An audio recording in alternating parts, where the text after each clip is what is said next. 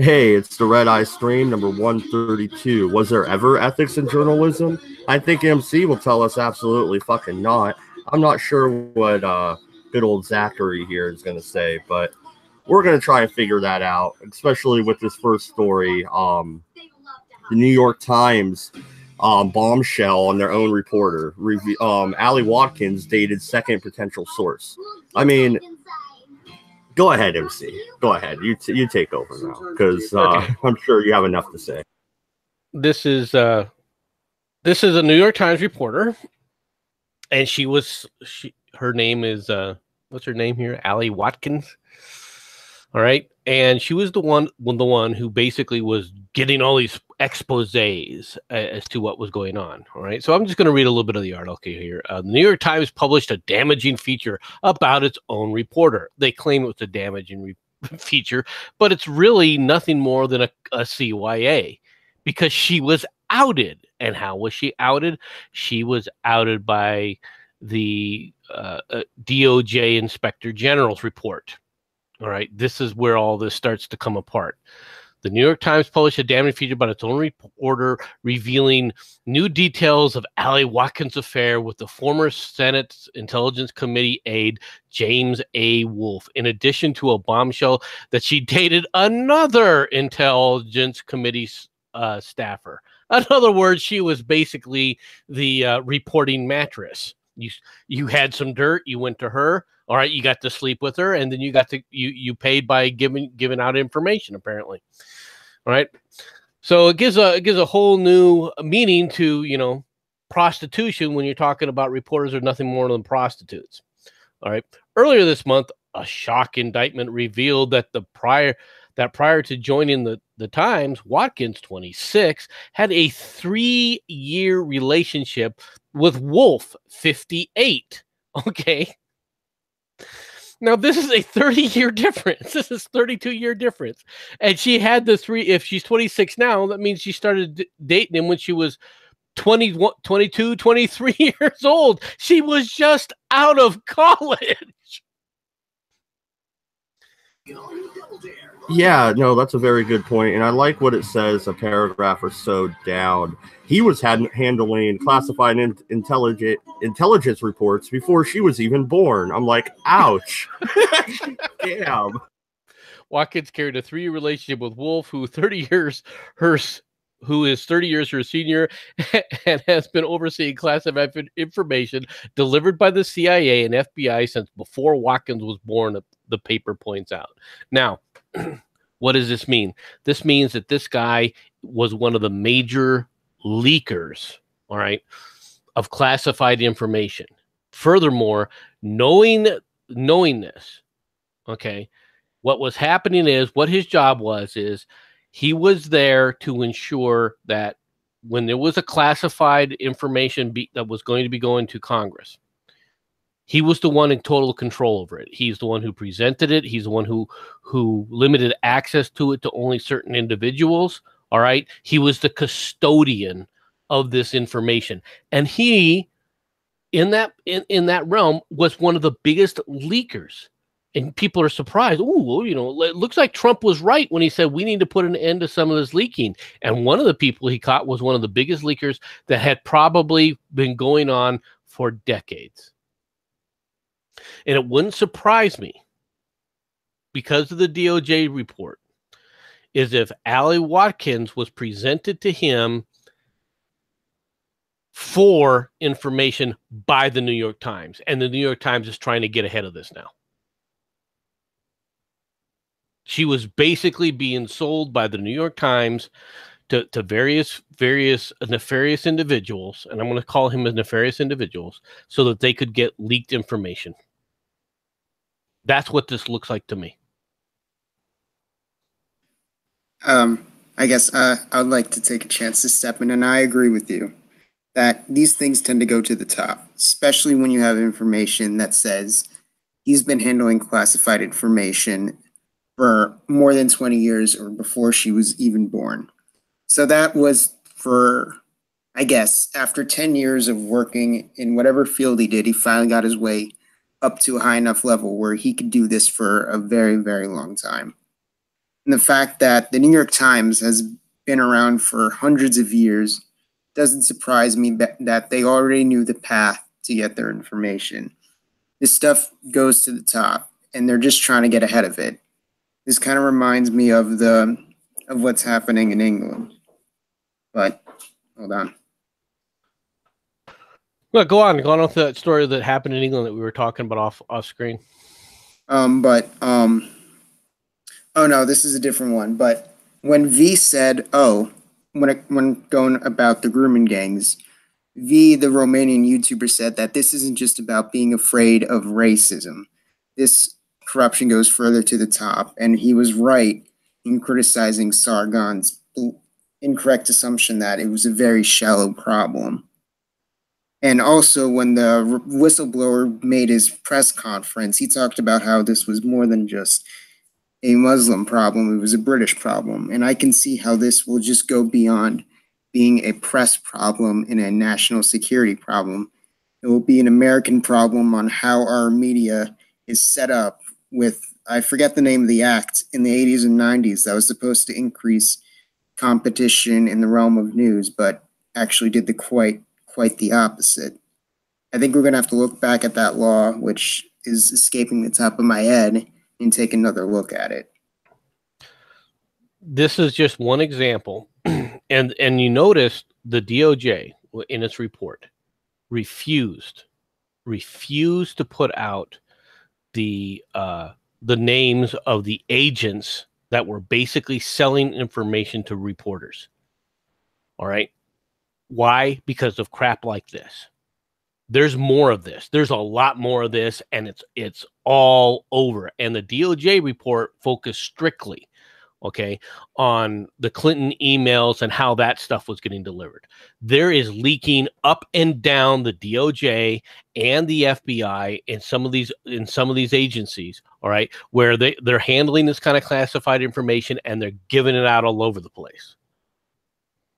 And what's more, and what we're not told about, is this staffer that they all talked about, right? Where's the interview? Show me the interview with him. Have they asked him why he was giving out this information? Are they asking, did he coordinate any of the release of this information with people, in Congress? Were there congressmen involved in this? And how were they involved, if so? We don't know the answer to that. And also, media is an oligopoly. What other networks have similar access that they shouldn't have? And do they have similar patterns of behavior? Oh, definitely. I mean, just today there were tweets about that whiner who got 63 months, and the guy put out a tweet today that none of the people that have been indicted in the Mueller collusion case, right, have faced the kind of long-term sentence she got. She got 63 months in prison. She deserved to get 63 months in prison. She was using her office with the intent of harming, not whistleblowing. She isn't a whistleblower. She was doing it to harm the administration. No other reason. She had no other purpose. And what she would put out were basically unsubstantiated lies of a classified nature that were being reported on. Yeah, but also I want to get down to the real meat of the argument. Like, really, what are they teaching these journalist majors in college? I mean, seriously. Like you said, she was what? Fresh out of college, if that. She might have like 22, 23. That's if she went right in at 18, right? It's a 4-year degree for a journalism major. Yep. Okay, she might have even been fucking a senior still. And she's sleeping around with these guys to use them for sources. What the fuck happened to ethics and journalism, Nancy? What are they teaching? You think that she was sleeping around? I think that she was sold. I truly do. I think the New York Times basically found somebody, said, you want to work for the New York Times? You're going to have to do some pretty sleazy stuff. Are you still willing to do this? And she probably jumped at the chance. This was her way. Shit. This was her way to get ahead. Now, I could be wrong about this, but this sure looked to me. This sure looks like, because how else would she be placed in contact with this person? She's just a 23-year-old. Not only that, but keep in mind, newspapers even though the timeline isn't exactly perfect, newspaper subscriptions across the board, whether it's the New York Times or any other type of journalism, hard copy subscriptions are plummeting. So this is an increasing competitive industry, so people are under even more pressure to succeed. As far as written journalism is concerned, this was her way ahead and a way to get into the big firm. Because if you're not working for these bigger newspapers, local media and local news pays next to nothing. So this was her way in.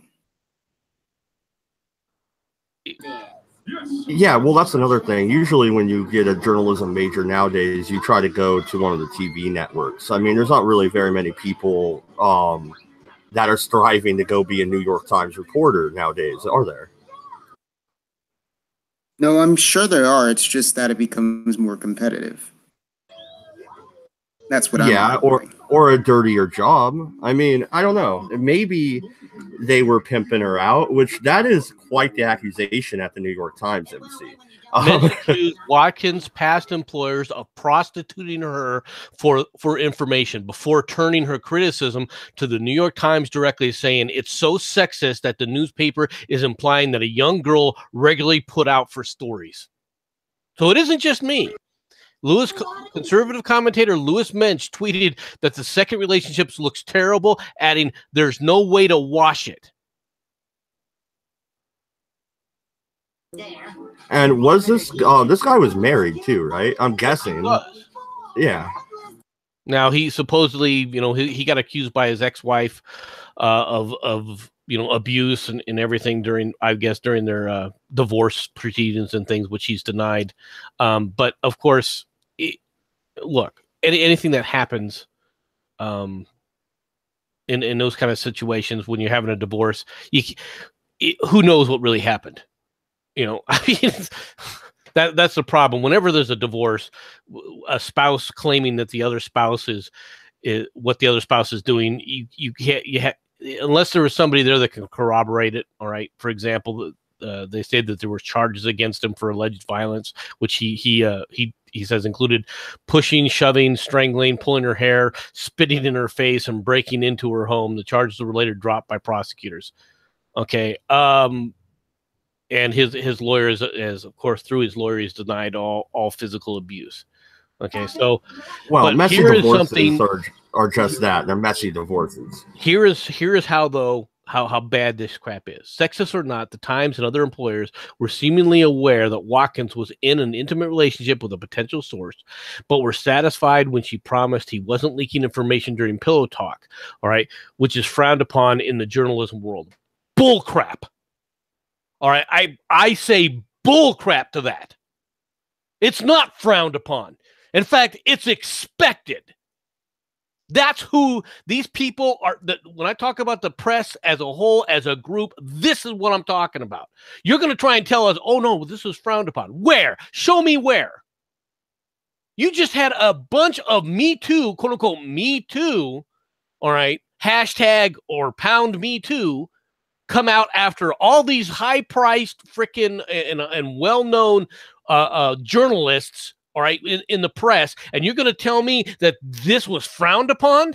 You had a guy in the press who basically had a button on his desk installed so he could lock the door so no one could walk in on the sexual tirades that he was having. Or trysts, rather, not tirades, trysts. Wait, he had a fucking automatic door locker? That's pretty smart. Yes. This was an NBC reporter, the NBC guy. God damn, that is some ingenuity, but what a sleazy son of a bitch. But well, still. Of course, but now you're going to sit there and say that the news is above this? That the news frowned on this? Since when? Well, no, I think you're swaying me over to your side when it comes to this, because this seems to happen all through the ages, really. I mean, unless somebody can point out to me where Miss Watkins or Ms. Watkins or whatever they want to talk about, unless they can point out to me that somehow she had some, due to some family ties or something, a prior relationship with this Mr. Wolf, you better start explaining to me, all right, how she got this job. And what's more is Mensch is right. Okay, she had a relationship with this guy, and then once that relationship ends, she goes to another guy in the same group to get more information. Yeah, it definitely doesn't seem above board. What do you think, Zach? I definitely don't think it's above board, and also I'm just wondering how much deeper this is going to go. And also, I'm wondering if we're going to see maybe a bombshell on the conservative news networks. I want to see if this thing is going to turn into a rallying contest. Because right now it seems to be, if points are a bad thing, 2-0 to liberal media with NBC and the New York Times right now. So that's what I'm thinking about right now. Well, this is payback. I'm not gonna lie to you. This is the news agencies paying each other back.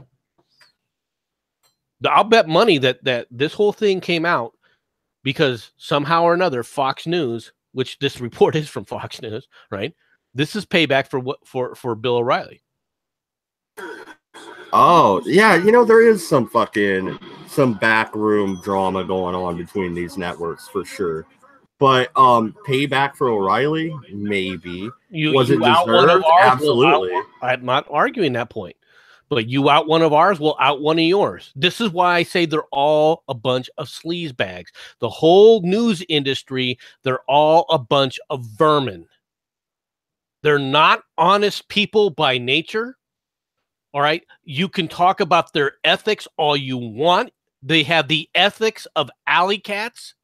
Okay. They will sell their mothers for stories if somehow they themselves can use it as a stepladder.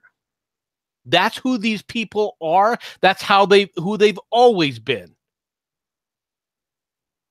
And you can't tell me that a 22-year-old, a 23-year-old, just out of freaking journalism school, all right, is going to get a freaking choice freaking job at the New York Times without something going on. Then again, she could have interned for them. Maybe they liked her that way. There is the Bill Clinton intern style. God damn it! I walked right into that one. Fair enough, MC. Good job. but I mean, there is ways to get a good job fresh out of college. But intern, good plan. But usually when you do get picked up, it's still a low-end job. You're not necessarily, I don't know, running the sources for classified information fresh out of college. This was a low-end job. Think about it. Yeah. She started on the bottom, didn't she? Well, we don't know, unless there was cameras in the room. But anyway, moving on. How deep do you think this fucking infection really goes into the media? Do you think it goes all the way through? I would tend to think that's what it has you believe. All right. Remember what the New York Times is. New York Times is the quote unquote paper of record. Okay. It is supposed to be the gray old lady, right? If it's hitting in the gray old lady, you don't think that somehow you think it just started there? Oh, this is just a single incident. How many times is the New York Times has it started coming out now where they basically just made up stories whole cloth, where they had reporters that had gotten Pulitzer prizes for writing a story that was completely false? Well, yeah, and also didn't fucking. Who was it? ABC News? One of the reporters for them said he was in a war zone and a rocket barely missed him or some bullshit, and he wasn't even there. They've all got stories like this. They've all been going on like that, and it all ties into. And I'll tell you right now, I think a lot of that ties into once it was outed that Hillary was a lying sack of shit, right? And the press wasn't giving her enough cover. I guarantee that's the reason why a lot of these guys started getting outed initially. That's why Brian Williams got outed. I'll guarantee you that's why Brian Williams got outed. Because he didn't defend Hillary hard enough. And this just popped in my head. Didn't Barbara Walters, who usually just did interviews, but didn't she write a tell-all book about her many affairs with different men and shit? So, yeah, this has been happening forever, hasn't it? Yep. It's what? How is this any different than a casting couch? They're both consensual as far as I'm concerned. She should be arrested for espionage because she was engaging in services rendered. This was them. This wasn't them being handed information. This was them going out of their way to gain access to classified information using the same tactics as the KGB. Well, no, and I would argue that she was taking advantage of him to get the information because it was her. Yeah, anyway, I'm not going to go too graphic into it, but you get the point, right? Yep. She was the one opening her legs. She entrapped him pretty much and kind of set him up to where he would leak the information. Well, he may have been, this may have been we don't know the full context of this, but she needs to be arrested on espionage charges and made to sing. Who is it that knew about this? Who in her organization, and if any, whether or not, and she needs to come clean as to whether or not this was her idea and how this was her idea, or whether or not this is an organizational thing and this is a tactic by the New York Times to gain access, illegal access to classified information. Because this is what it looks like to me. This is why she needs to get arrested. All right, she needs to be put on trial, and this stuff needs to stop. All right, you need to take these people and go, okay, what is it? What are your true motivations here? Because it sure as hell wasn't in the best interest of the country. Well, you're right there, but I would also like to bring up that would probably go to the Supreme Court eventually because they would argue the freedom of the press. And it's hard to argue the First Amendment. This is not freedom of the press. The fact that she got the information, what are you supposed to do with it at that point? No. It's how she got the information that's the problem. That's true. But after she holds that information. Right. Well, the question is how was she being prostituted, right, for information, for classified information? Well, then wouldn't they arrest the New York Times, not her? Wouldn't they go up higher? You start with the one that was guilty of the crime to begin with. That's her. You got to get her to sit up there and come back with that information. Well, and the major question of the day is: was there ever ethics in journalism? Do you think this type of thing was going on in the 1800s as well, or were they just making shit up? Because, I mean, I've seen a lot of the political stuff from back then, you know, Thomas Jefferson going at John Adams and vice versa. And that all seemed like a bunch of made up garbage. They were all obviously biased in the very beginning. And they made their biases clear, though, which was a lot better than nowadays. I mean, when did journalism really get rotted out from the core? Or do you think it was always rotted? They were always rotted out. The question became, when did people ever think that the media, all right, weren't?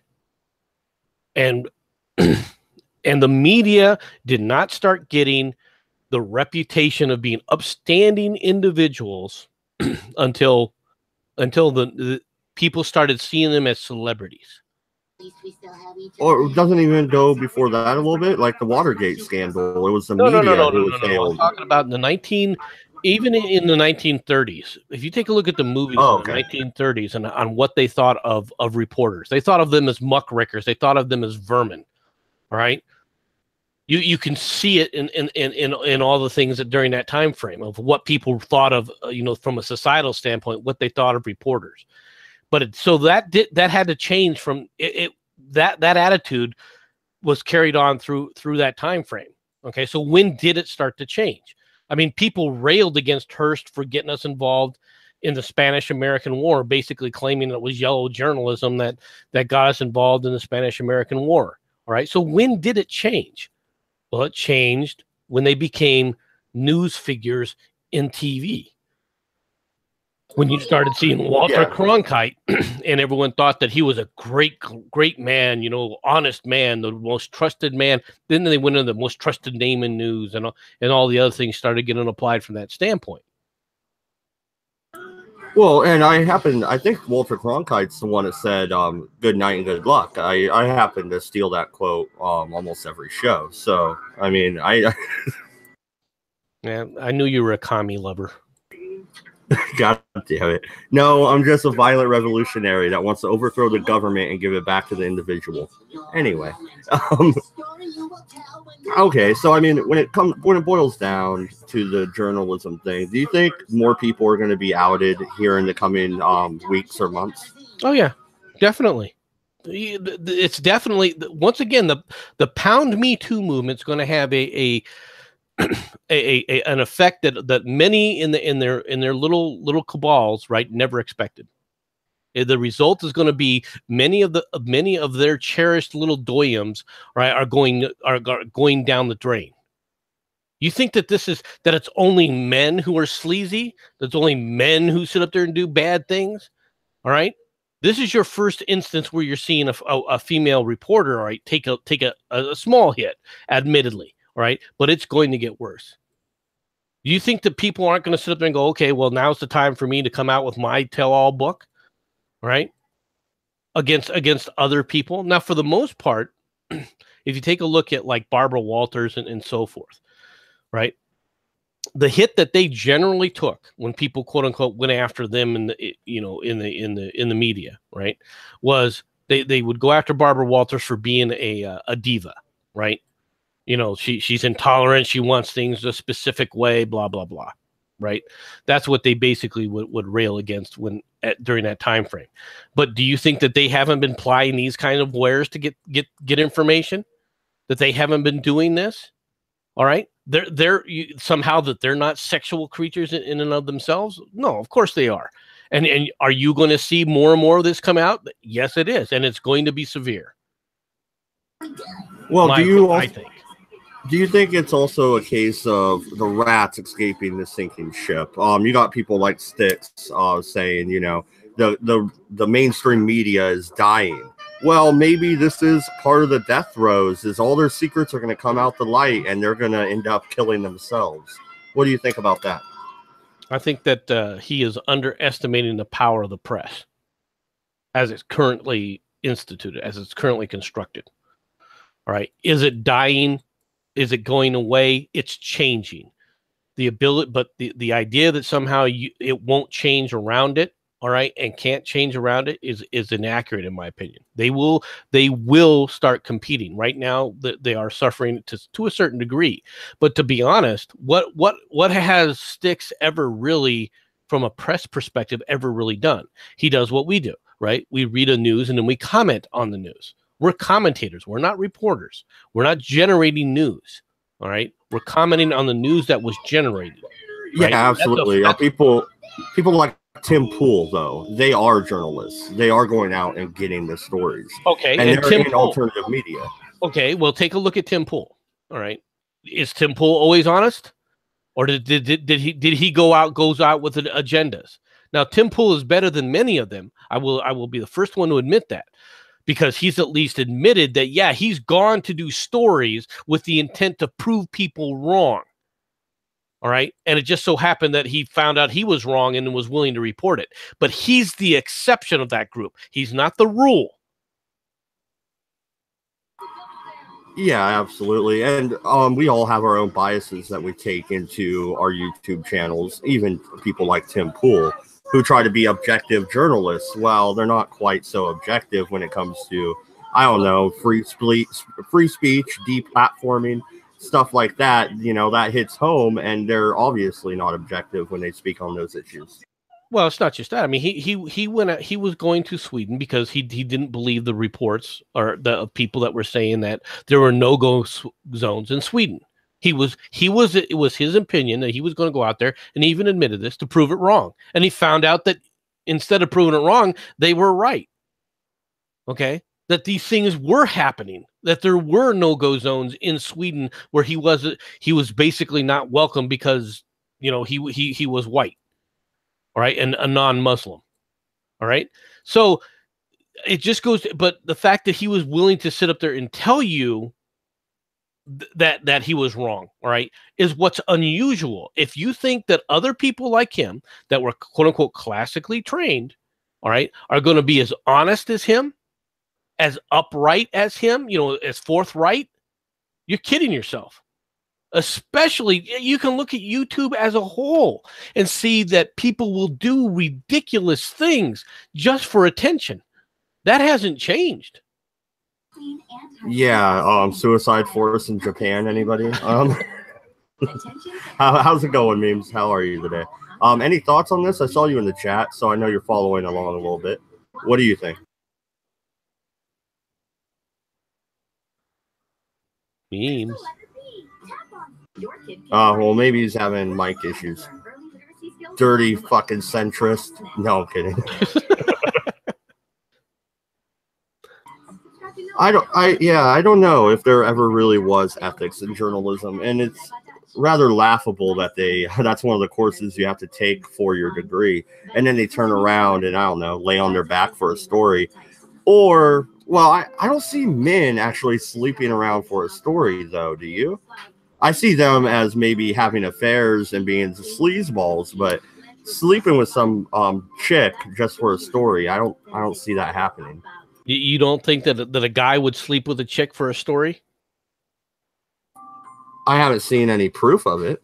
I don't think he would sleep for a story. I think he would beat it out of her. Damn, Zach.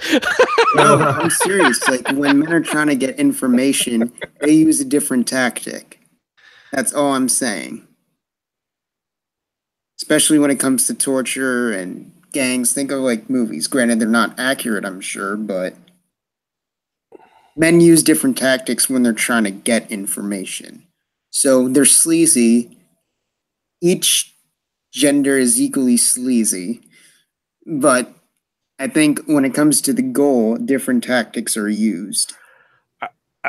Probably true, but if you look at it if you take it that perspective, then what you're going to see is basically, guys using the casting couch process.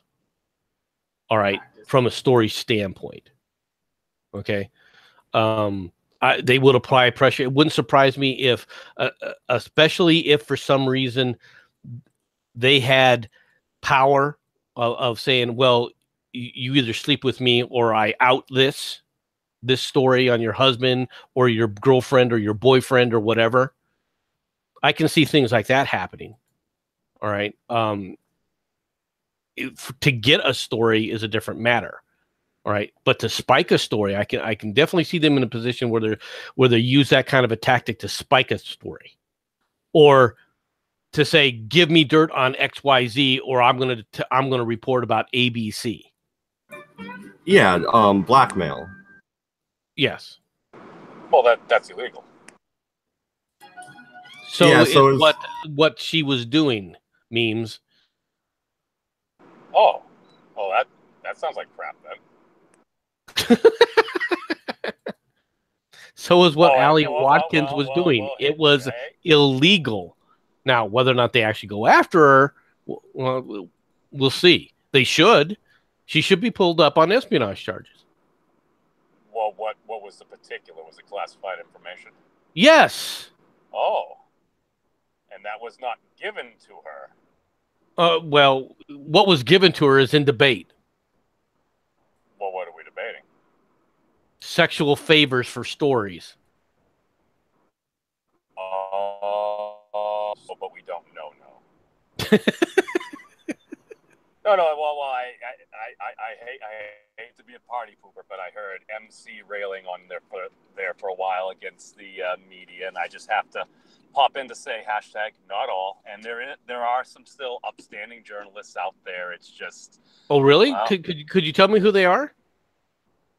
Oh, I met a decent guy from the New York Times before. He was a pretty smart dude. I'm not sure if I've actually ever read any of his articles aside from what he presented. How do you know he's not a sleazeball? Well, to be fair, I don't know this, and his after presentation activities may lend a little bit of credence to kind of the picture you're painting, but I don't know this. So basically, what you're saying is you've witnessed this type of activity, and now you don't want to out the person? I haven't. How very freaking Snowden of you. Well, here's the thing. There are folks out there looking to do things, but I think it's like anything, man. You're going to find some type of a hierarchy, and the folks who are, like you said, in those positions of power and stuff, Yeah, if they're going for the bottom line or to get famous, have the next award-winning story. Yeah, sometimes folks will push the envelope and do things that they shouldn't do. And hey, we just need to hold people to account and stuff. All right. Well, how are you going to how do you hold them accountable? I think we just get rid of the Pulitzer. That way, there's no incentive to try and have the bombshell story. That way, you're doing journalism for the career of trying to actually deliver the news. Okay, reverse tactics. Let me go a different way with this. Real quick, memes. Let me go a different route with this. You guys watch House of Cards season 1 when Underwood he shoved that reporter bitch that he was sleeping with in front of the subway? We're not shoving reporters in front of subway trains. That's wrong. Okay, fine. Bad idea. Sorry, memes.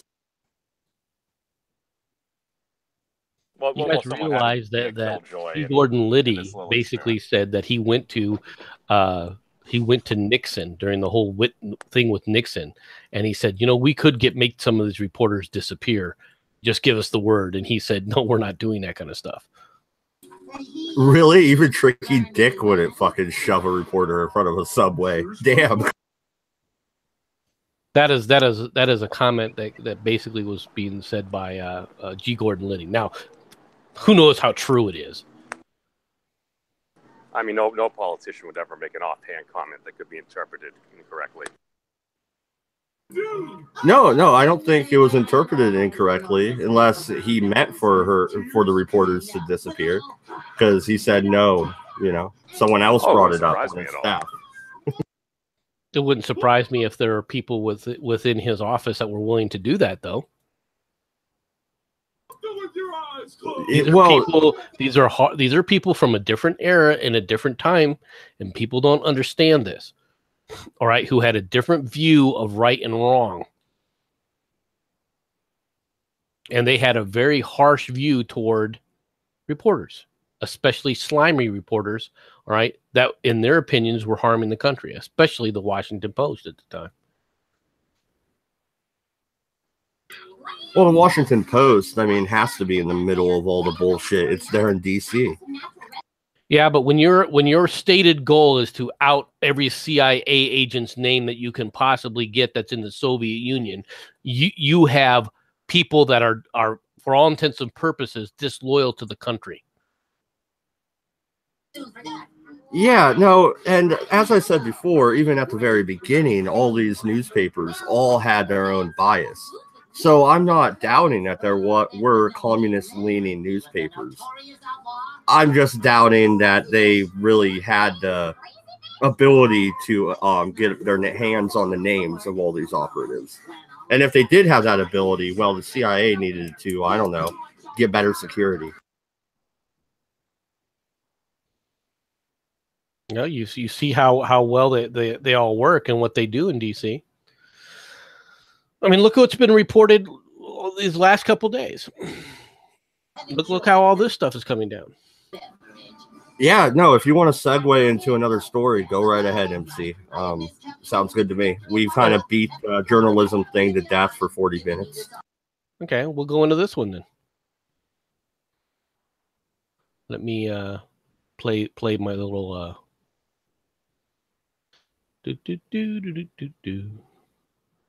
Oh, come on. I got it. Okay, hold on. There.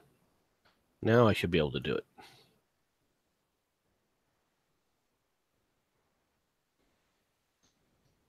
Tell me what the desperate need is for this. Tell me what the desperate need of outing the NSA's hidden spy hubs in 8 U.S. cities.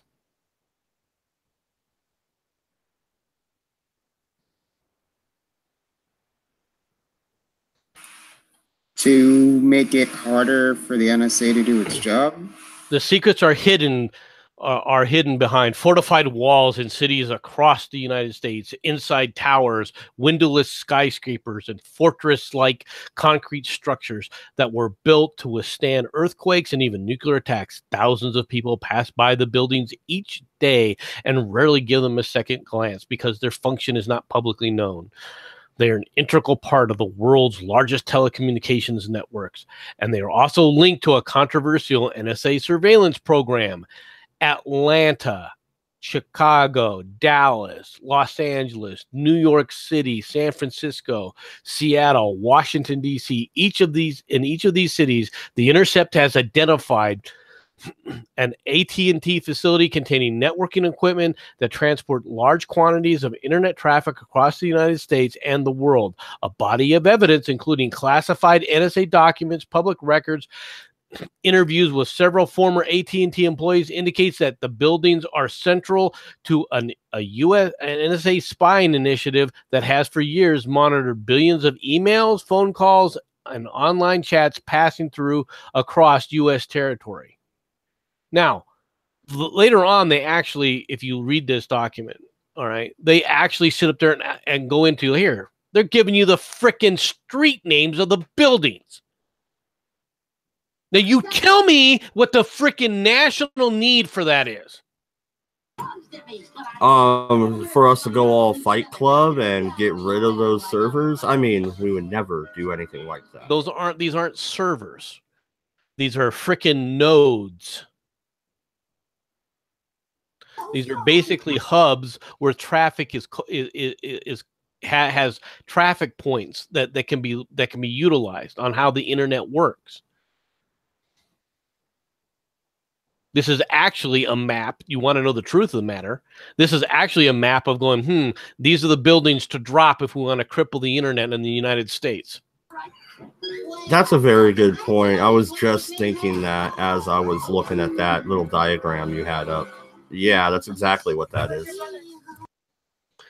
And yet somehow I'm supposed to believe that the reporters, we're doing God's work. You know, we're letting people know what's going on in the world. They have a right to know. We have a need to know. What need do you know? What does this gain? How does this gain anything to the public? What does the public gain from this? What? Somebody tell me what the public is getting out of this. Knowledge. What kind of knowledge? Knowledge for what? For what purpose? Oh, that's a good question. I didn't hear. I broke off. Knowledge is good. No, knowledge isn't always good, especially when you have people that are too stupid to understand it. People can be too easily misled. There's no reason for you and everybody to have knowledge of certain programs and certain things. Now, granted, yeah, I understand there's a trust issue. Okay. But if you're going to come back and start talking about the press, then the press has to, they're going to be the ones who are going to be in charge of knowing what's good to put out and what isn't good to put out. And then they put out something like this. I'm sorry. They're not trustworthy. The press isn't trustworthy. As a group, the press isn't trustworthy. I mean, is it really just Trump derangement syndrome that we see going on here? Because I understand, MC, you'll argue that it's, the press has always had bias and stuff, and they've always been more progressive. Memes. I wasn't talking. We weren't talking about the Trump. We were talking about a report from The Intercept. Oh, about those data locations? Yes. Yeah, you shouldn't share that shit. But they did, didn't they? Well, that seems like perhaps an error in judgment, because, what are you providing? You're giving... Well, an error in judgment? What do you mean an error in judgment? This was intentionally done, all right, with the auspices of harming our intel agencies. No other reason. I mean, unless you're literally looking to take down the entire security industries, like infrastructure and stuff, I mean, it just sounds like a bad idea. Like, here's the thing. Yeah, I may be a bit more of a liberal gentleman than some of the other folks here, but here's the thing. When it comes to national defense and protecting the homeland, you don't fuck around with that shit. Well, that may have been the liberal attitude in the past. It's not the liberal attitude to today, because many of the people that are being taught by liberals today are being taught the country sucks and the country is the problem in the world, not the solution. Okay, well, I'm going to have to go right back to my nasty libertarian side. The NSA is a goddamn catastrophe. It's illegal and it should be stopped. Now, that being said, MC, I agree with you. Posting the location of those places is completely bullshit. It's not what they should have done at all.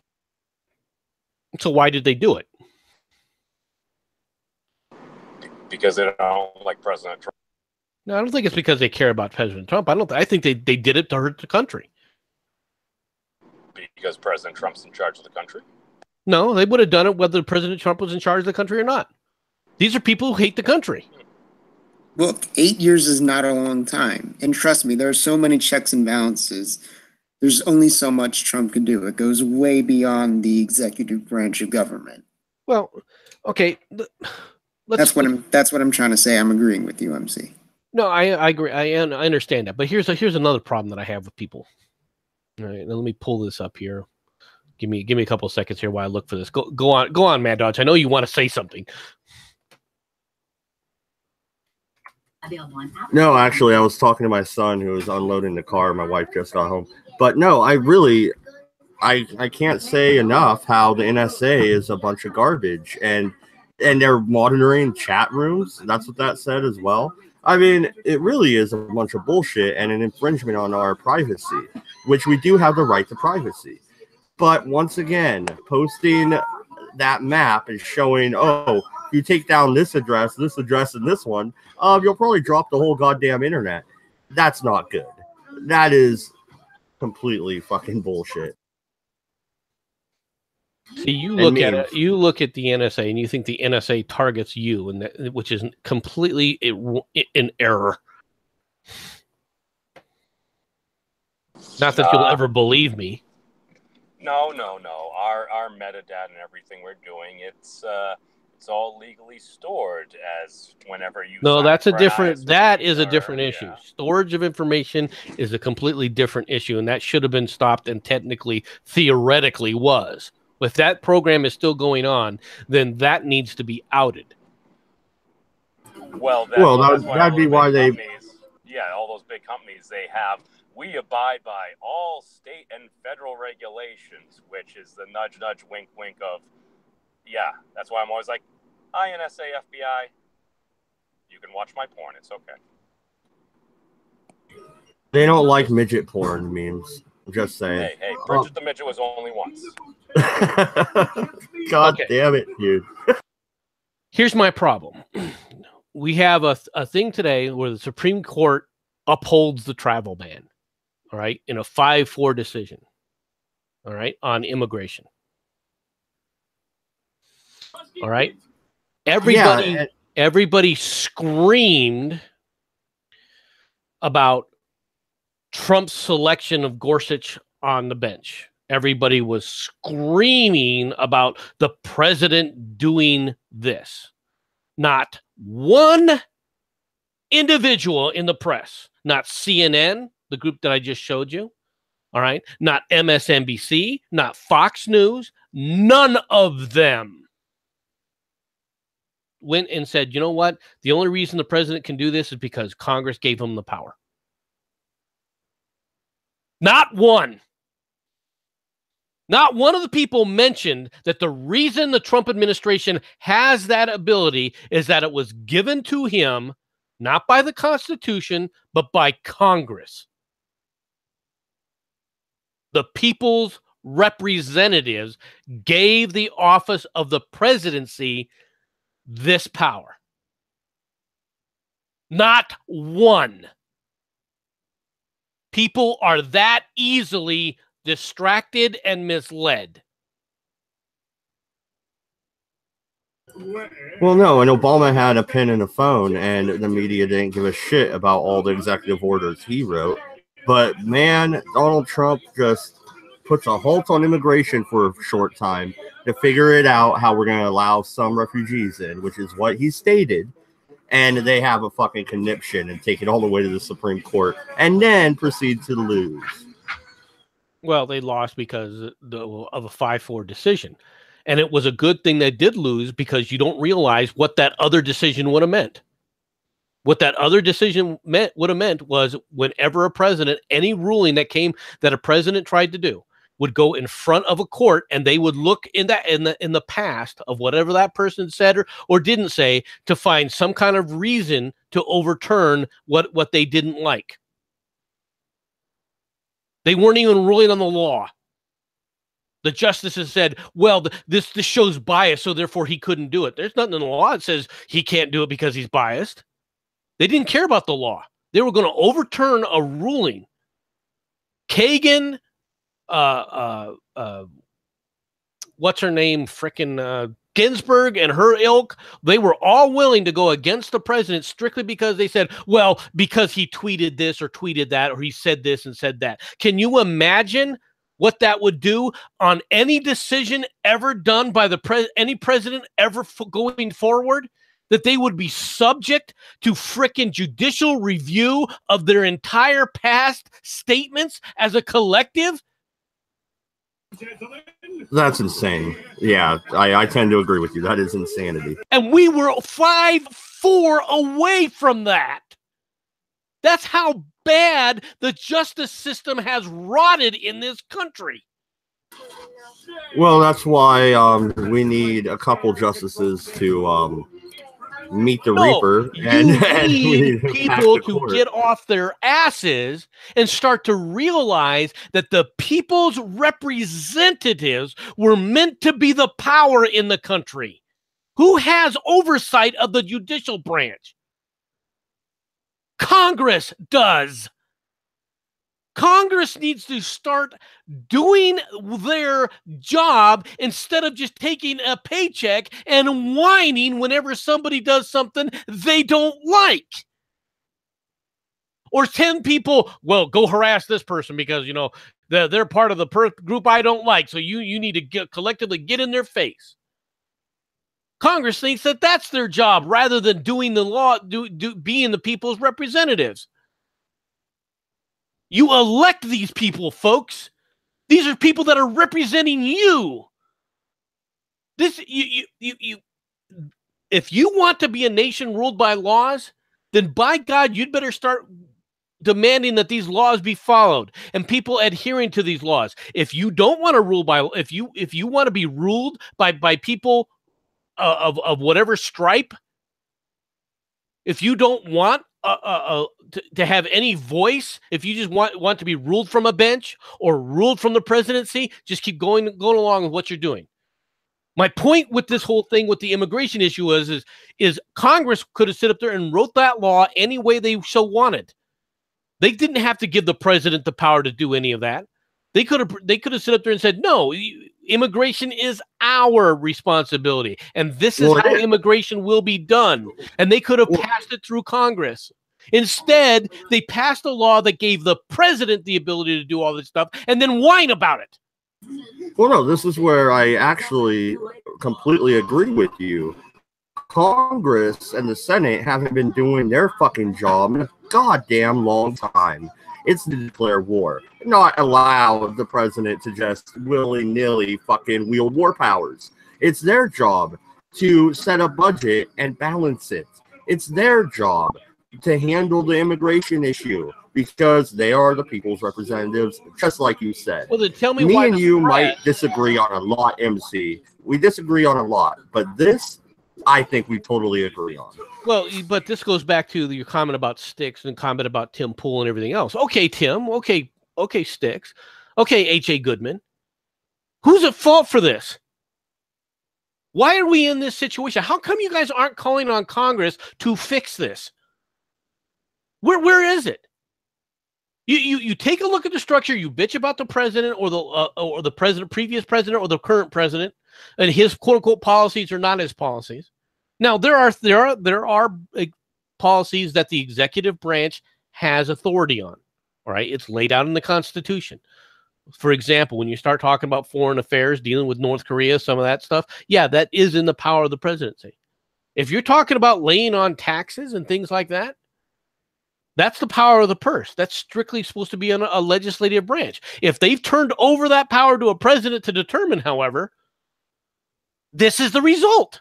You don't like, well, I don't think that the president can lay on these tariffs. You're right. He shouldn't be able to. The only reason he can do it is because Congress gave him the authority to do it.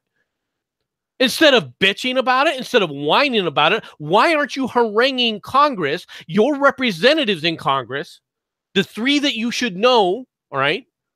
I can tell you right now who my three members are in Congress, the two senators and my direct representative. How many other people can say that? Not How too many many. other people? I only know one of my two senators, and I know my direct representative. I know two out of the three. You're still probably better than the freaking majority of the people that are on YouTube exactly. whining. Yeah. Sorry. Go ahead, Zach. I'm sorry. No. That's all I had to say. But even, I was about to say what you just said. Even then, I'm better than the majority of people in general, let alone my age group.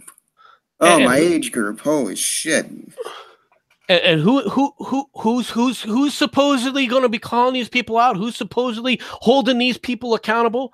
Well, here's Sticks constantly talking about corporation. Hey, Sticks, instead of worrying about your freaking corporation or this corporate malfeasance, why aren't you bashing your direct Congress people? Now, Sticks does know his congressman, and he does talk about them once in a while. But he does privately.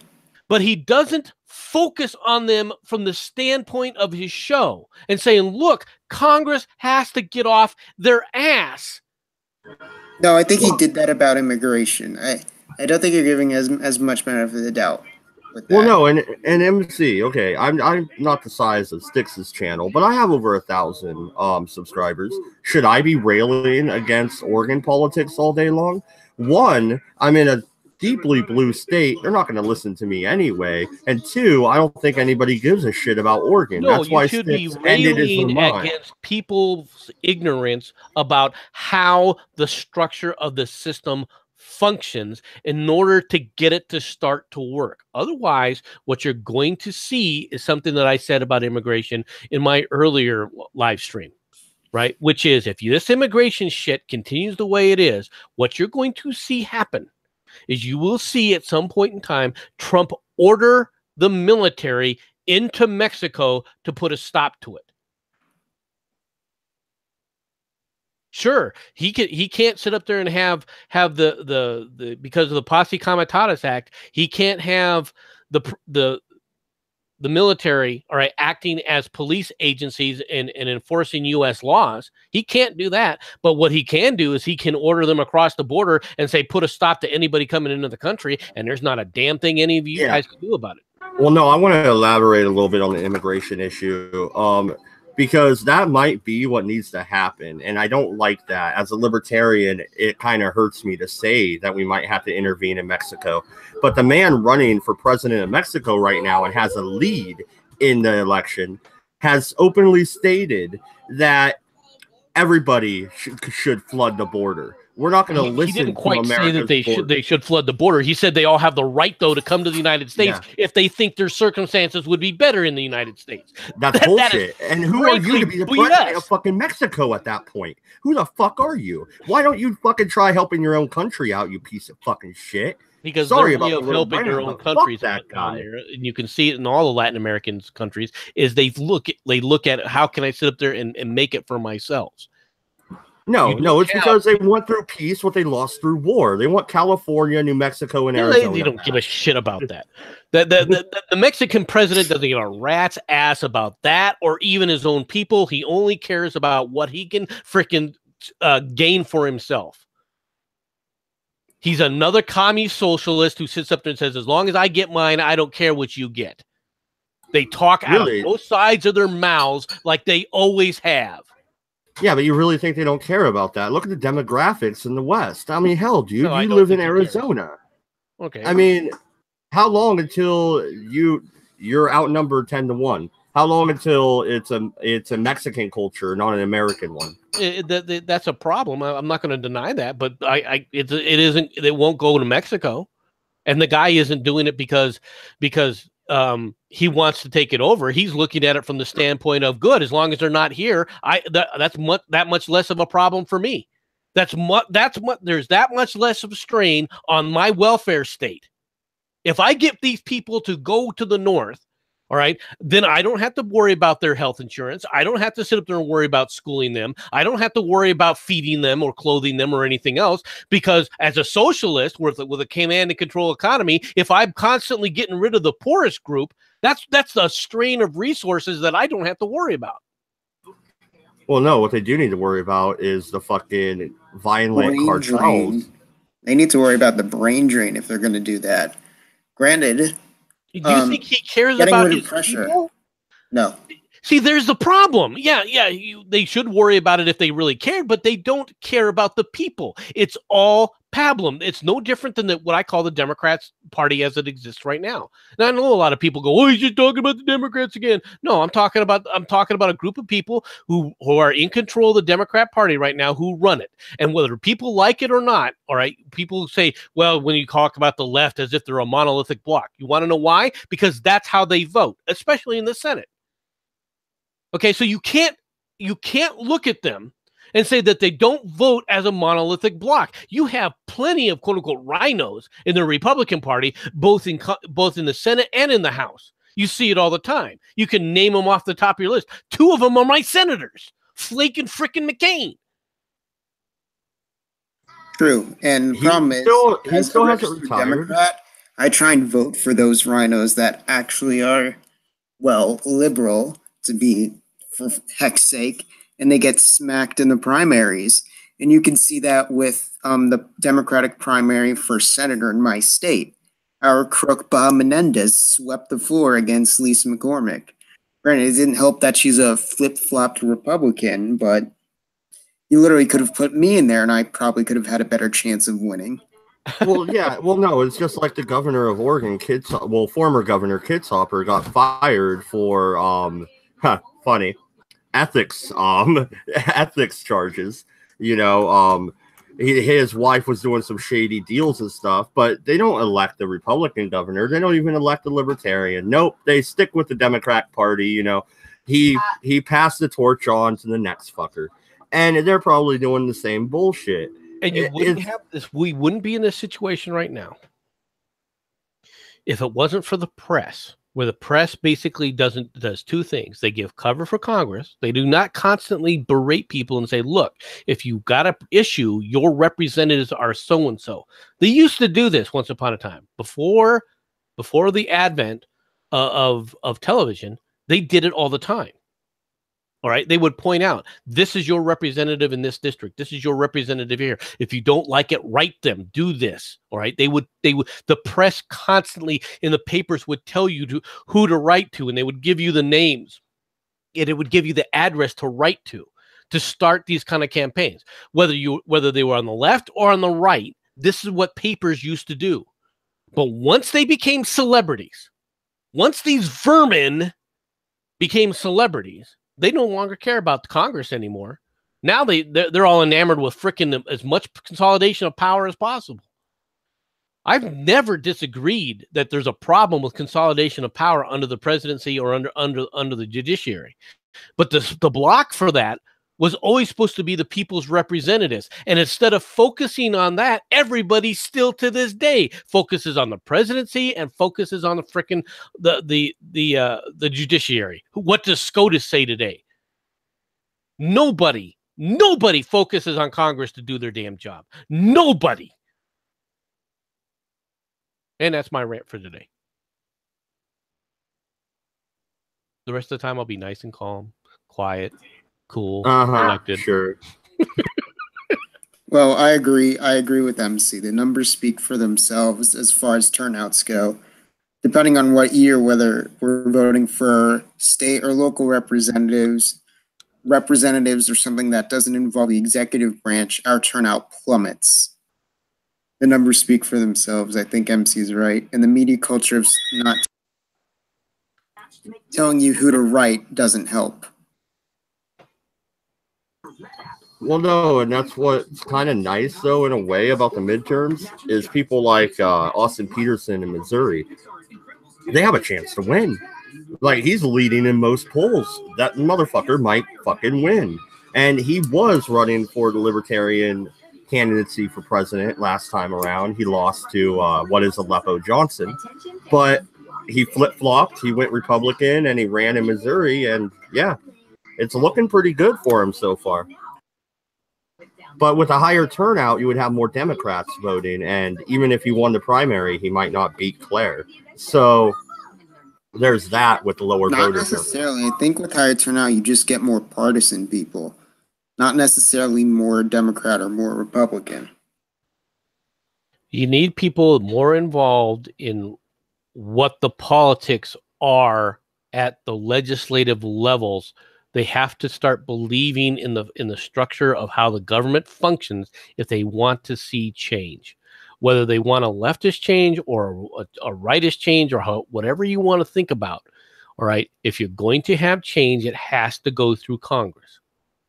And because in our structure, in our governmental structure, Congress was always intended to be the most powerful branch, and they can be if they decide to utilize the power that they have. They could frickin' take away tons of the power from the president. You want to remove power from the president? Just frickin' start axing, all right, the divisions under him. You don't like the president, the presidential power to be able to look at this? Axe the FDA. All right. You don't like the fact that marijuana is a scheduled drug? Boom, gone. Axe the DEA.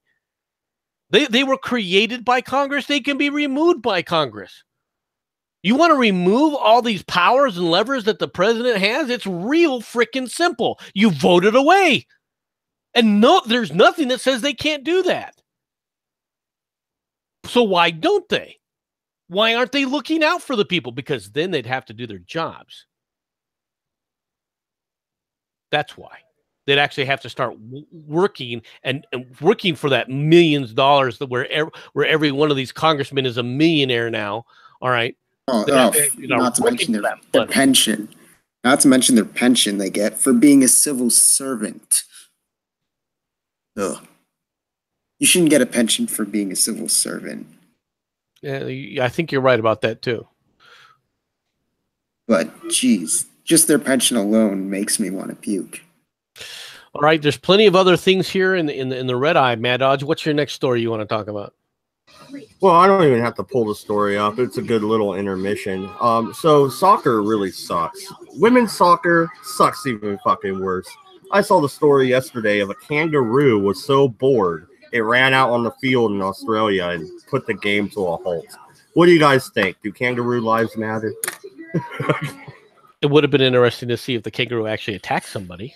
I'm on the East Coast. We love our soccer in New Jersey, especially around Newark. Catch up to the rest of the country, Mad Dodge. That's all I'm going to tell you. Oh, I hate soccer. I hate soccer so fucking much. Even the Portland Timbers could suck a dick. I really don't fucking care less. Soccer's fun to play if you're playing it, but that's about it. I mean, Oregon only has 2 professional teams. They have the Blazers, and now they have a professional soccer team. And I could care less about either. I like the Dodgers and the 49ers. Fuck it. I don't even watch baseball or basketball or fucking soccer. So basically, your commentary is soccer sucks. Next, then why did you even bring up this story? Because it was great. The kangaroo. There is a little video. I don't want to get a copyright infringement, or I'd show it. But there is a little video of this kangaroo hopping around the fucking field and shit. It's hilarious. I mean, the shit they have to go through. Did it go after? Did it go after anybody? It went after the ball. Yeah, or I think anyway, if I remember right. It's like a 3-minute video. But no, it was pretty funny, and that was a good little intermission here. Why I am looking for a real story. Oh, MC, white supremacist story in North Dakota. You want to pull that up? You shared it. And then, yeah. Okay, hold on. And then after that, I think I got this Chinese space station is it plunged close to the Earth, so they're gonna lose another space station. Okay. Well, also the FDA said that CBD oil can actually have medical purposes today. So they're finally making steps towards not being confident about marijuana. That's news. Well, it's news, but is it really? I mean, why is the FDA even involved in being able to say that this is a scheduled drug? They shouldn't, but they're slowly becoming less incompetent. No, they're not. So they give you one thing, and then you think, oh, good, they're moving in the right direction. No, they're not. They need to be disbanded. Remove the FDA. They need to be taken away. Then you put me back on my freaking soapbox. Okay, maybe they didn't. I wasn't going to get on the soapbox. But they at least took off the parking brake on just this one issue. And what's more is at any point in time they can always put it back. They still have that power. That power needs to be taken away from them. This kind of stuff should be regulated by the states. The states have more than enough capability of handling this kind of stuff to decide what's right for their citizens and what isn't. You do not need the federal government, does not need to be involved in this. This is not a federal issue. Yes, if there's a time of crisis, then the feds need to move in. But as soon as that crisis is over, it needs to go back down to the states. So if you have a health crisis, let's say massive plague outbreak, all right, where you've got to mobilize the entire nation to try and fight this thing. That's one thing. We're not in that kind of world. Disease. That's the CDC. That's different. This is like pharmacy. So I get your point. The FDA doesn't need to be involved in it. And they need to be gotten rid of. They need to be removed. Okay. Just the CDC. All right. Not the CDC. The CDC can stick around. No, not the CDC, because they're the ones that will help contain outbreaks and important. Right. The FDA as a group needs to go away. That's my opinion. I know people who work for them, but I agree with you. Well, I hate regulation. I hate regulation in general, but there has to be a better way to screen these drugs and make sure that they're safe before they come on the market. That doesn't take 10 years and $10 billion. Then leave it to your state to do that. The default position for the state should be let it go through, or a default position for a regulation should be something goes through, all right, unless there's some kind of serious health risk that's involved. Yes, will it cause damage from time to time? Yes, but you know what? Drugs will come in faster, cheaper, and better, all right? Because no one's going to put a drug out there to try and save somebody's health, all right, that's going to kill people. Unless they're a mass murderer, and those people will be going to jail. Now back to this story. This is a wonderful story from the Idaho Statesman. Not sure why Idaho is making a commentary on New York, or North Dakota, rather. All right. Basically, what you have here is Ryan Shook fears the past is about to rear its ugly head in his town of Tiny Leith in South Central North Dakota. And as mayor of the 18 or so people who live there, 18 people, all right, he wants none of it. 5 years ago, Leith made national headlines in the New York Times, USA Today, and elsewhere when a man named Craig Cobb began buying up lots around the town and inviting fellow white supremacists to move in. His plan to turn Leith into a white enclave. The town, including Shook, who is the mayor then, fought back, and Cobb ultimately failed. But during the city elections on June 12th, two people who reportedly moved to town when Cobb was asked like-minded folks to move there have won seats on the city council with write-in votes, reports the Bismarck Tribune. Now Shook is determined to abolish the town's government for fear the new council members will bring more Cobb drama to the town. We have to dissolve the town because that idiot showed up. He wanted to control it. With 18 people, how many people did he really need to move to the town to take like, if you get 10 families, you got this. Just 10 families. That's 20 people. 10 couples, and now you have control of the town. Doing away with the city council is not wiping Leith off the map. He adding that the idea was a long time in coming. Leith is always going to be here. The lease signs are always going to be put there. It's just not going to have a council and a mayor anymore if this resolution goes through. So basically, they're trying to dissolve their town. Now, let's assume for a second here. This reminds me of that ad in Family Guy. North Dakota, we're not even the best Dakota. All right. Anybody who's ever been to North Dakota is freaking cold as hell in the wintertime. And in the summertime, it's infested by mosquitoes. All right. It just sucks. All right. And plus the fact you're right next to Canada. How much worse can you get? Anyway. Oh, come on. Come on. I have family in the north. It's not that bad. The prairies are a nice place. Do you live there? No. Do you plan to live there? Yes. When? After I graduate. You lying sack of shit. No, I'm not.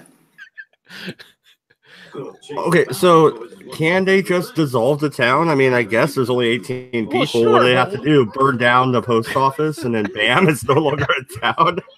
Okay, so here's the thing. Okay, so you abandon the town, you dissolve it. What's to stop the freaking white supremacists going, great, now we can put the kind of government we want involved and re-elect it and reinstall it?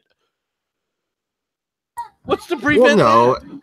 Well, no, it is so Nothing. fucking stupid. I mean, really, okay. With their feet. The Yeah, grandiose exactly. plan ends with white supremacists and neo-Nazis taking over the entire county government. Okay. Well, no, because libertarians had this idea in New Hampshire. They wanted a bunch of people to influx into New Hampshire and then kind of take over the state government. Well, and that didn't really play out that way. But that sounds like that's what this wannabe Richard Spencer, that his idea at the time was, look, there's this little tiny town. I bought some property here. Let's everybody move in and take over. Cobb, 66, recently finished serving 4 years of probation for terrorizing the residents of Leith in 2013 and now lives in Sherwood, North Dakota, according to the KFGO in Fargo. It's unclear what his plans are now, all right, the Grand Forks Herald, all right, which tried to unsuccessfully last month contact him. The mayor of Sherwood told the Herald that since Cobb moved in there in mid-2014, things have been pretty uneventful. All right, Schock told the Herald the same thing about the life in Leith post-Cobb. Things have been pretty quiet. All right. Wait, so something's been uneventful in a town with less than 100 people? Right. Well, okay. Now, here's my comment about this. This is why I pulled the story up. Okay. It's very simple. Okay.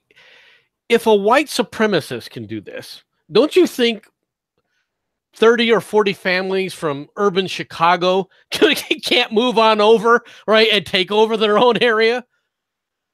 If you want a black ethno state, what's to prevent them from doing a black ethno state?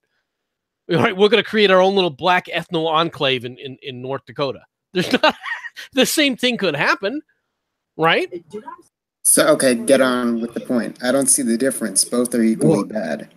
Well, they are equally bad. They are both equally bad. But yeah, but the thing is, though, with them, they're both equally bad. But it's not illegal to try and take over a city government by democratic means, by getting voted in. And yeah, if you have an influx of people that move there and are residents, then more power to you, I guess. I mean, really, it's not illegal. There's nothing wrong with it. It's just his ideas are bad. Have some liberty-minded people move in and make it libertarian. Over half of Chicago, the urban population, and maybe a tenth of Milwaukee's urban population, and you stuck them in South Dakota or North Dakota, you could basically run the entire state politics. You would have the ethno state that a lot of these African Americans have been complaining about. And I shouldn't say African Americans. I'm talking about the. No. I'm just saying. Look, if people, you have the ability to do certain things. All right, you have the power to vote in what you want, good and bad, but the power resides with you. You can do these things. You can make a difference. You yourself, if you get enough people to agree with you, could easily. They said there's 18 people in this town. if you want to take over this town, if you from a political standpoint, whether you're on the left, whether you're on the right, whether or not you're a freaking Martian, well, not a Martian because that's an illegal alien, but as an American, if you want to take over, right, just move there and take over. Nothing's stopping you. Oh, you may have to sacrifice a few amenities. You're not going to see a Walmart. I don't think there's a Walmart serving just 18 people in the town of Leith, South Dakota. Yeah, but I bet you there's a fucking McDonald's. But also, let's be honest, how many jobs are you going to get in an area with absolutely F all but agriculture, if not even good one at that? Build your own. What's to stop you from putting a plant there? Nothing. Okay. Sure, you don't have to worry about the city council anymore now, do you? No. Yeah. Yeah, I wonder why more biker gangs don't go do stuff like that, you know, just turn a town they're into in like the middle of nowhere in California. They're in those types of desert. Because in the winter of South Dakota, you're not riding your hog down the street. Thank you. Fair enough. Yeah, I mean, it's nothing illegal about it. I think this guy dissolving the actual township is kind of overreaction, you know, a tad bit. Well, the question, I mean, what's he expecting to gain? He's not going to gain anything. They're looking, from the way the story reads, that to take over the freaking entire county. And now, and I'm going to be real blunt with people. This kind of shit does happen and has happened in our history. So it is something to be aware of. Oh, the Kansas, Missouri thing, right? Oh, no. There was a time period when the Ku Klux Klan took over pretty much the entire state of Indiana. Oh, right. Back in the 1920s. And these kind of things can happen. These kind of movements can be dangerous, and people should be aware of them. But they shouldn't be afraid of them. You can vote with your feet. You can go into these areas yourself and take them back over. As long as it doesn't lead to bleeding Kansas, which you referenced earlier, all right, where people are freaking actually, you know, going after each other and murdering each other in the streets. As long as you keep it in a civil manner, these things can take place. But if you're a radical, if you're a black ethno radical, if you're a white ethno stater, okay, so you really are pushing that Indiana. point. You can turn Gary, Indiana from a white suburban picket place to a black suburban area. Sure. You can do whatever you want. These things do happen. But one of the things that it does raise is, if you can do this as Americans within different areas within the United States, then maybe you should be aware that Latin Americans streaming across the border from Mexico and Central America can have the same effect on an entire nation. Or even greater, because now you're adding more numbers to one side, theoretically. Well, you're going to turn it into Mexico. These areas are going to start having the same kind of problems that Mexico has. And in fact, here in Arizona, there are situations where MS-13 has gone freaking wild. Now, a lot of it's been tamped down, but it does spread. Hey, Razor, welcome aboard. Yo, sorry, I was still using this other profile, so thanks for waiting for me. I'm actually doing a lot of crap on Reddit right now, so sorry if I'm distracted. No, that's fine. Better late than never. So what's your point on this, Mad Dodge? Nothing. That was my point, that there's nothing really illegal about this, and the guy dissolving the whole township is overboard and kind of ridiculous. And that's not really going to end up well. If it was already a town, you could just reapply. I don't know exactly what that entails, but it's obviously possible. Well, I don't know. I'm not from North Dakota, so I don't know what the state rules are for town incorporation, whether or not it has to be approved by higher agencies, whether or not the state has to approve it. So in this case, maybe if he dissolves the city council and dissolves the town, then maybe he thinks it's going to be protected by the fact that they won't be able to reincorporate the town because of the state. You know, the state will prevent that from happening. I don't know what his reasoning behind it, and it's not in the story either, as to, you know, why he thinks that this is going to take place. So or what he expects to gain.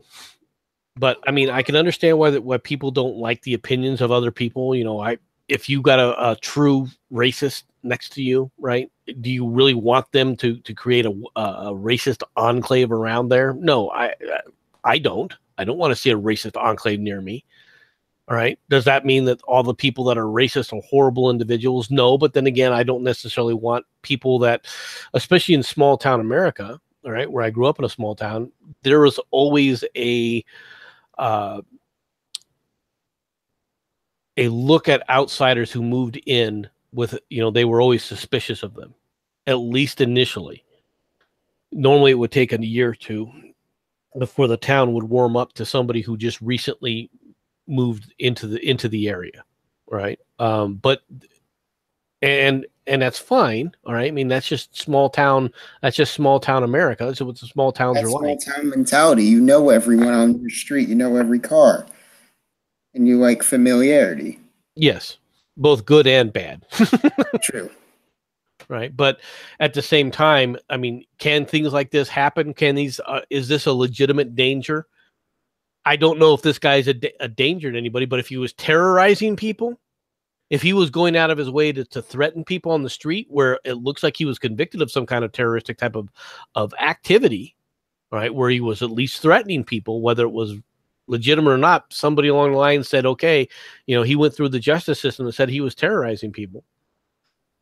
So do you want this in your neighborhood? Do you want this in your street? Well, no. Okay. Well, I mean, these things can happen, right? And people do need to be aware of them. Yeah, absolutely. And Bold, you came in here with a topic in mind that you wanted to talk about real quick. If you're done on Reddit, go ahead, sir. No, I'm back with you, man. There's a couple hilarious videos going on. One with Keith Ellison freaking out at Jake Tapper, and there's another one with Elaine Chao getting harassed by these people at I guess it's some sort of opera house or some other shit over in Georgetown in Washington D.C. And these activists come up and try to harass her, and she basically tells them to essentially go fuck themselves, and gets through them and gets into her SUV, and they just drive away. Like there's like 6 or 7 kids who are taller than her. And do you guys know who Elaine Chao is? The transportation secretary. I didn't know who she was. No. So she's like the transportation secretary. She's also married to Mitch McConnell. So she's not that awesome, but she basically, like, she's exiting this building in Washington D.C. and these people come up and swarm her, and she basically tells them to back off and go fuck themselves.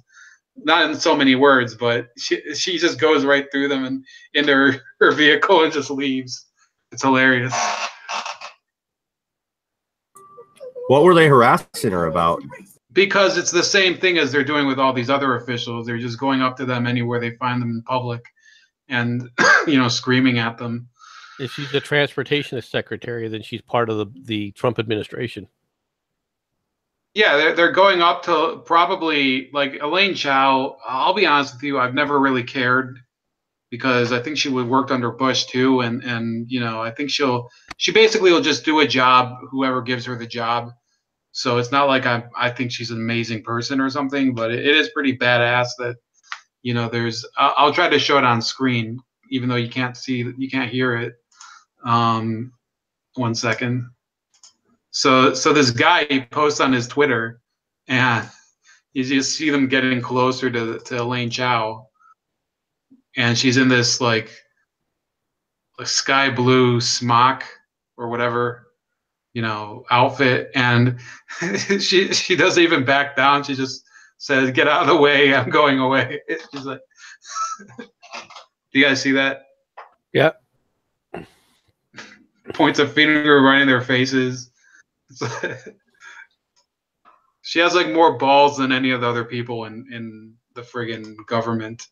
I know what I'd be doing. I'd be freaking taking pictures of each and every one of those little freaking cretin little college pukes and say, guess what? All your pictures are now going to be posted on social media. Everybody's going to know who you are.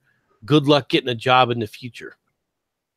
No, but if you were there, I mean, I'll ask like Mad Dodge. If you were there with like your let's say your wife or I don't know your sister, like let's say you're not Linda Chow, but you're like Linda Chow's husband or whatever, or you know you're with your wife. Would you like take your shirt off and say, "Let's go right now. I'll fight you right here," Mad Dodge? Well, I'm a rather hairy individual, so I wouldn't have to remove my shirt to fight. But yeah, they would be moving out of our fucking way. And if they shove at me, then they committed the aggression, and I will punch you in the fucking nose. You're in a crowd like that, you're only going to freaking punch them in the nose. All that's going to lead to is you getting your ass kicked. Oh, you punch one of those little sissies, the rest run away. A lot of these people that put them on the ground, they go to the morgue. A lot of these people are like delusional. They don't even know that, like they think they're doing this like massive like social action, but if they get punched in the face, they don't end up doing anything. You know, they end up leaving. There's like I think it might have been in Portland. You can maybe I'm wrong, but Base Stickman was walking away from this group of Antifa people on his way to the rest of the Proud Boys, and this skater boy came up and tried to like mess with him, and he took his skateboard out of his hand and just smacked him in the face, and all the other ones just left. Do you remember that, Mad Dodge? Or I didn't see that, but I used to skateboard in high school. And yeah, you don't want to get fucking smacked with the trucks or even the board itself, man. That grip tape will tear at your face. It's not fucking good. I do remember Gavin McGinnis though, headed to the deplorables ball or whatever, and they were getting in his face, and he just fucking wailed on him, and the whole crowd cleared around him. He hit one guy, and the rest fucking bugged out. I did see that video. Yeah, but they're going to become more aggressive.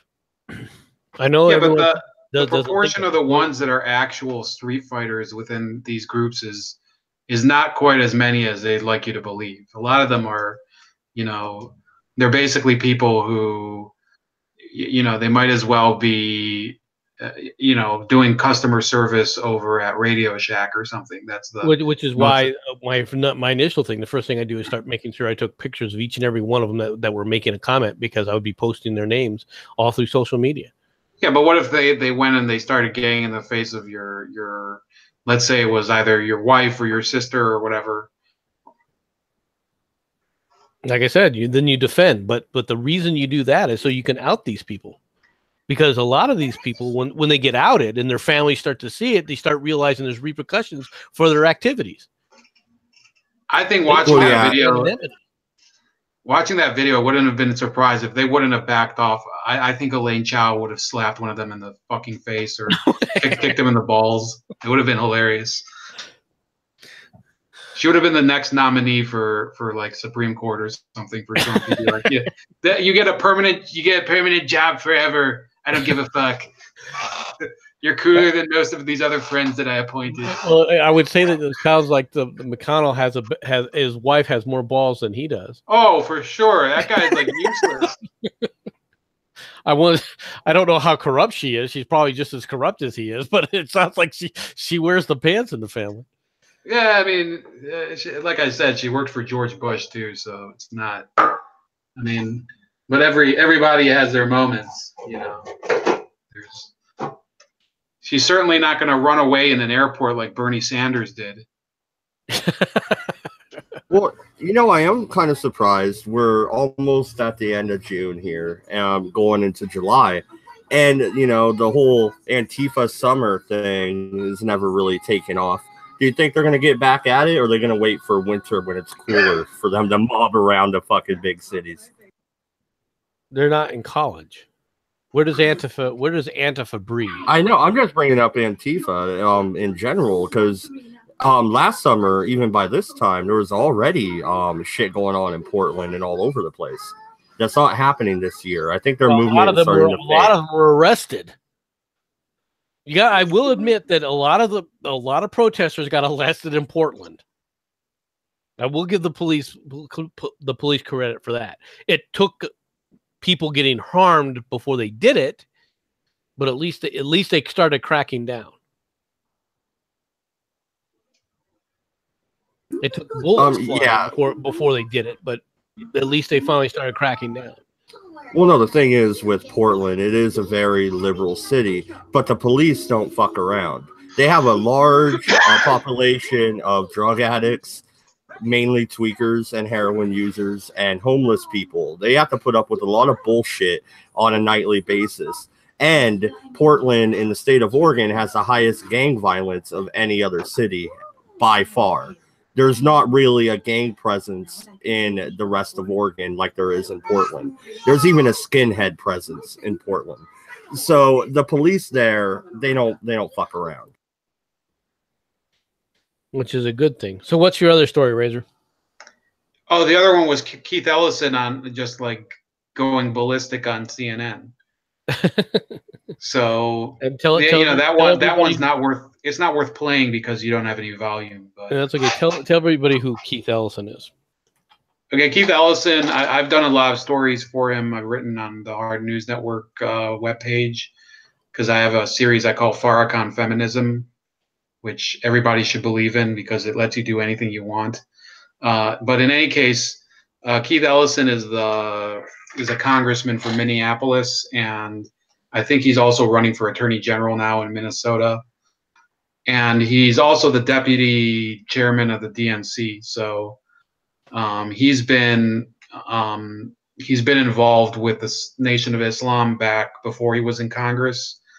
Probably, I want to say in 2006 he was elected, and sometime before that he left the Nation of Islam and converted to Sunni Islam, which is, not to get too far into it, completely different from the Nation of Islam and Louis Farrakhan.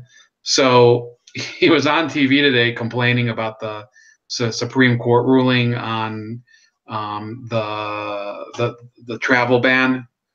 And Jake Tapper brought up his previous membership in the Nation of Islam, and he started like pretty much throwing a bitch fit because he kind of denies ever being like closely involved in it, and says that he was only involved in organizing the Million Man March in 1996. But in reality, he was writing articles and doing activism for the Nation of Islam all the way back to 1989. And there's like documented proof, and even op-eds he wrote in the student newspaper at the University of Minnesota when he was a law student there, defending Farrakhan and calling him like, giving him all these compliments and whatever. So it's pretty funny. And Jake Tapper kind of gets him to lose his shit like a couple times.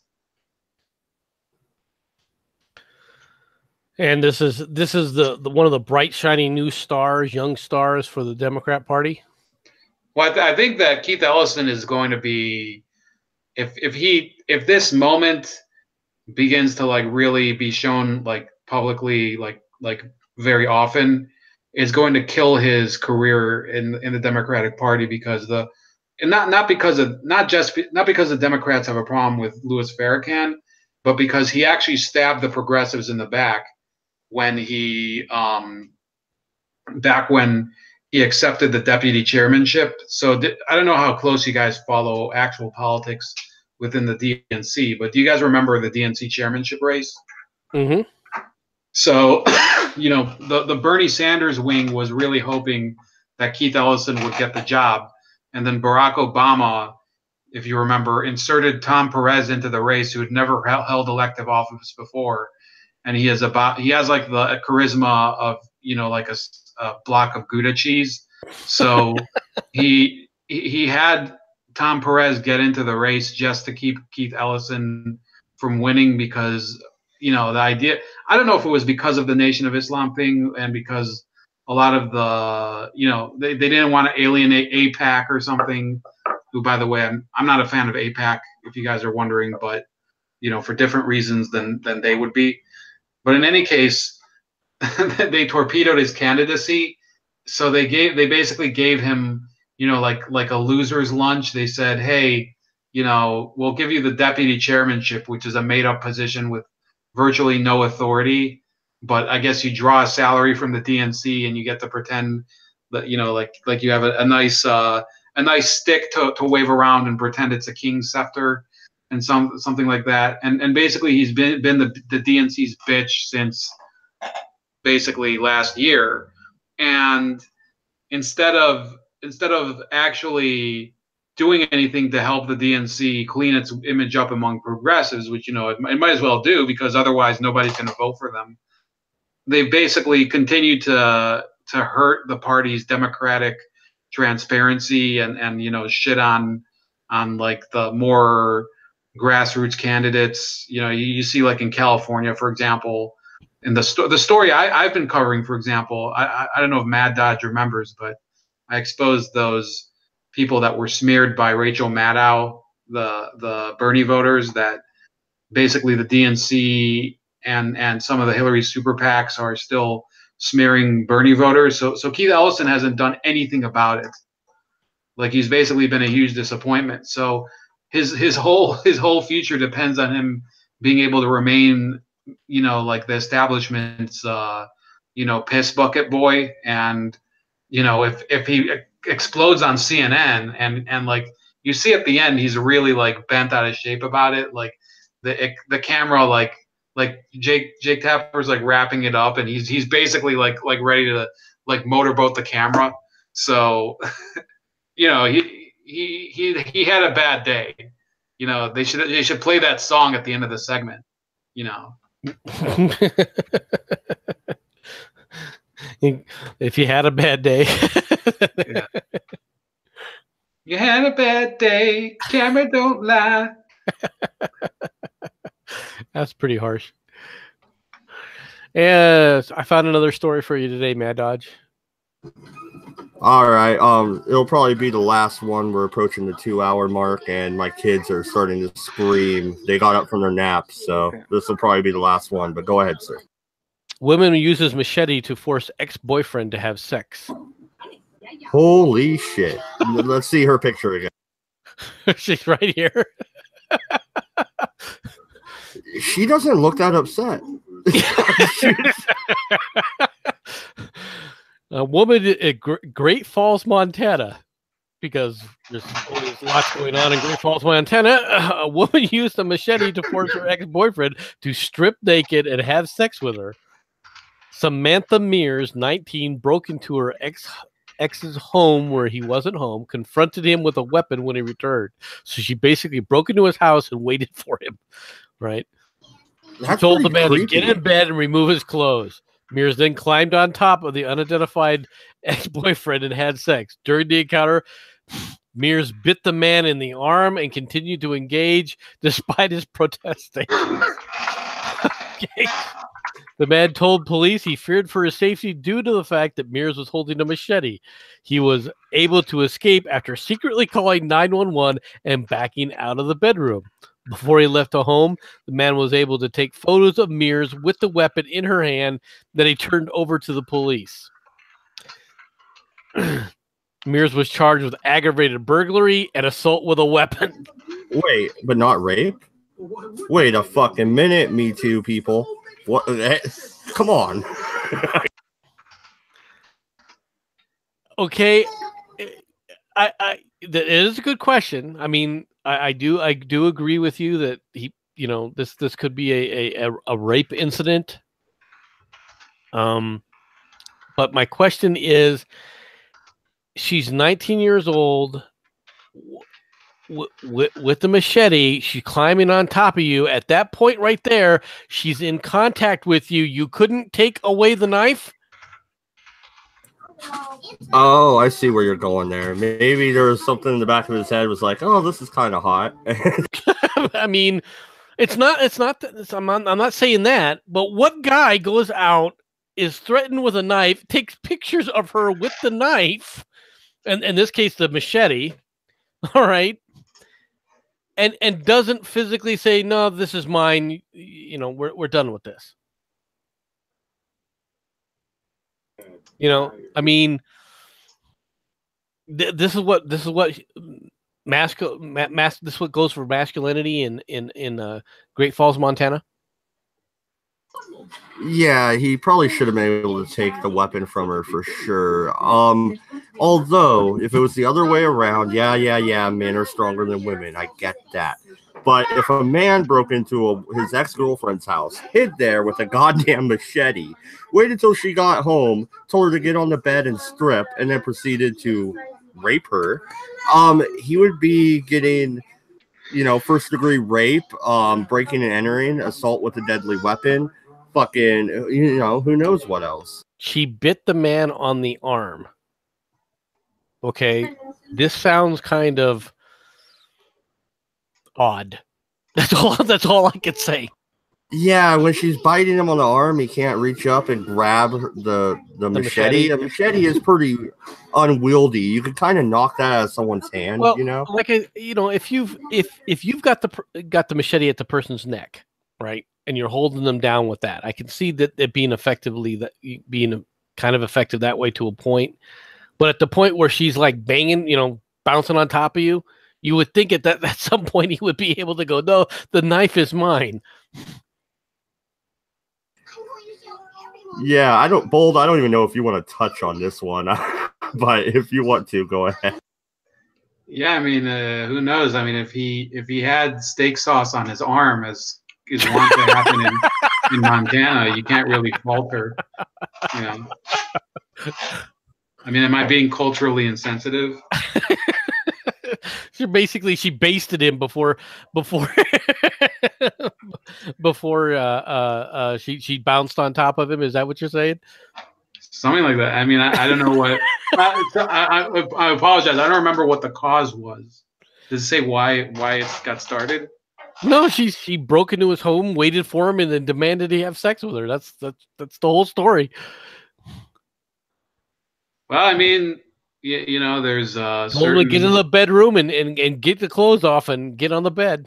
Well, let's be honest. I mean, you're on a highway, and there's signs for a rest stop, and there's signs for food, there's signs for gasoline, there's signs for road service, but there's no signs for road personal service. So she had to have it, and she got it, and there's. She's a 19-year-old woman who hid in a man's house with a machete to have sex with him. Can you send me that story? That sounds like pretty hilarious. And I'll put the thing in the link. Okay. Give me a second here. But yeah, when it comes to the whole Me Too thing, though, I mean, come on. She should be getting rape here. She broke in there with intent to rape this man. She proceeded to rape him. And, I don't know how he got away and backed out of the room. Put the machete down there and said, "Get it up or else." Yeah, what if he had rode him like a freaking horse and was using it like a stirrup? Get up! Yeah, she looks like some sort of tweaker or something. Look at her face. Okay, you guys both use that term. What the hell's a tweaker? Like like somebody on meth, or What do you think, Mad Dodge? No, that's what a tweaker is. Somebody who's addicted to methamphetamine, and they'll. No, I mean by her face. Do you think she looks like she could be one? Maybe. I know she just doesn't look that upset to be being arrested. Usually, okay, I look at the mugshot papers they sell here. They're like $1 at the fucking 7-Eleven. And you look through the mugshots, all the women in there, even if they are fucking tweakers or whatever, they all are crying and look upset. But you know what that face is, Mad Dodge. It's like her saying, "Oh my God, I can't." I mean, they arrested me after he finished, but I didn't. That's the face there. You don't think she's looking at the guy behind him and going, not your next, boy? Yeah. Yeah. Can I have my machete back, please? Are these co-ed jails? She's looking for her next victim. That one wasn't so satisfying like that. Maybe I need somebody with a bigger dick. Imagine being the woman in the cell with her, and you're sharing the stories, and like the other woman's like, it's my third DUI, and I don't know how I got in here. And the other one's like, please, I did this, and it's worth every moment. Every you know.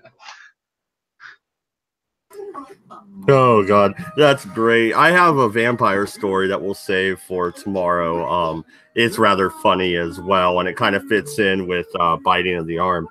But we'll save that one for tomorrow. Any last thoughts? Bold, are you going to be doing a stream tonight? If so, I'll be around in the chat.